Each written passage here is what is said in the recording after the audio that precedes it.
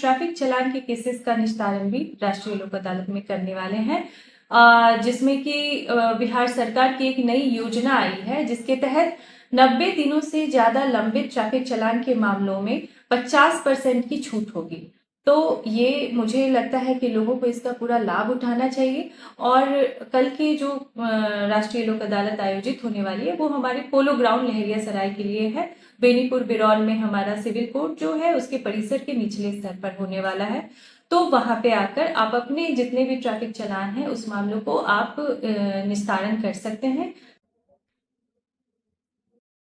नमस्कार, स्वागत है आपका सिटीजन आवाज में। मैं अभी टीएलएसए में हूँ। हमारे साथ आरती कुमार जी हैं जो टीएलएसए सेक्रेटरी भी हैं। उनसे बात करेंगे कि कल राष्ट्रीय लोक अदालत लगने वाला, साल का दूसरा राष्ट्रीय लोक अदालत लगेगा। इसमें किस तरह के मामले का निपटारा होता है, किस तरह निष्पादन होगा और किन किन मामलों को लेकर के लोग यहाँ पर आ सकते हैं। सबसे पहले स्वागत है। Thank you. जैसा कि ये बता रहे हैं, राष्ट्रीय लोक अदालत का हम लोग कल ऑर्गेनाइज करने वाले हैं।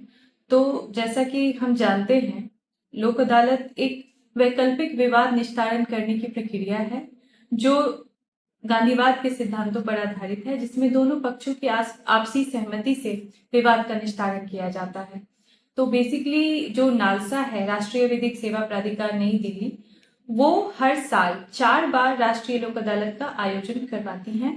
तो ये इस साल का यानी कि 2026 का दूसरा राष्ट्रीय लोक अदालत है, जो कि 9 मई 2026 यानी कि कल आयोजित होने वाला है। इसमें बहुत तरह के मामलों का निष्पादन होता है, जैसे पारिवारिक मामले हो गए, सुलहनीय वाद हो गए, कंपाउंडेबल क्रिमिनल मैटर्स हो गए, मोटर एक्सीडेंट क्लेम केसेस हो गए।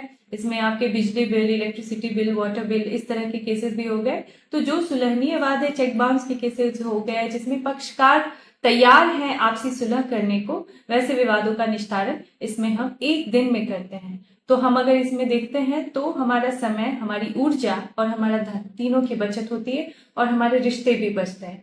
तो राष्ट्रीय लोक अदालत का जो आयोजन होने जा रहा है, इसमें ये फायदा हमें लोगों तक पहुंचाते हैं। और विधिक सेवा प्राधिकार का हमेशा से ये पर्पस रहा है कि त्वरित, सुलभ और सस्ता न्याय देना।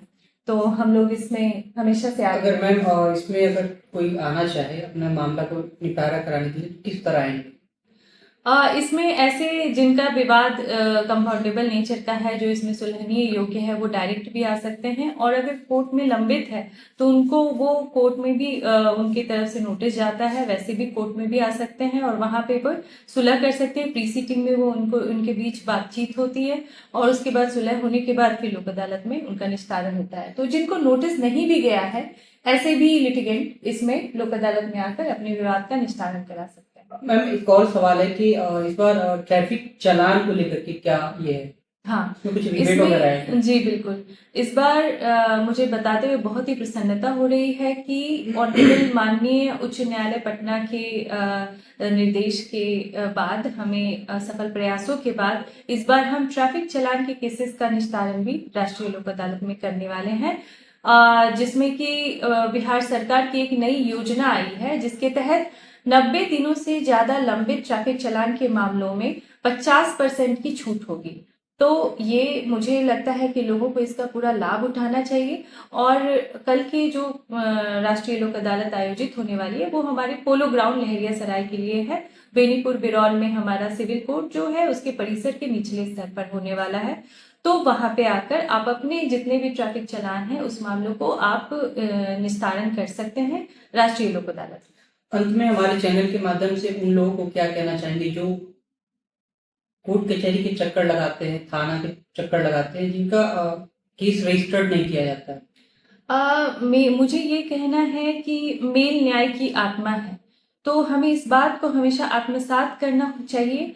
और सुलह समझौते से अगर आपका विवाद खत्म हो रहा है तो उसे इसको आगे बढ़ावा देना चाहिए। और जहां तक केस रजिस्टर की बात है, तो जब भी केसेस आते हैं उनके रजिस्टर होते हैं और उनके पास हर विकल्प उपलब्ध है।